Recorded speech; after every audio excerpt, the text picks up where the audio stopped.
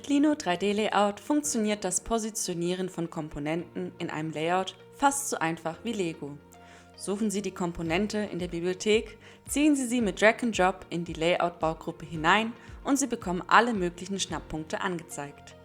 Jetzt nur noch an die richtige Stelle ziehen, schnappen lassen und die Komponente konfigurieren, wie etwa hier in der Länge. Wir steuern noch den Transportbahntypen und entscheiden uns für eine Rollbahn und einen bestimmten Transportbandrollendurchmesser. Damit ist schon klar, dass man mit einer Komponente aus der Bibliothek äußerst flexibel zigtausend von möglichen Ausführungen erstellen kann.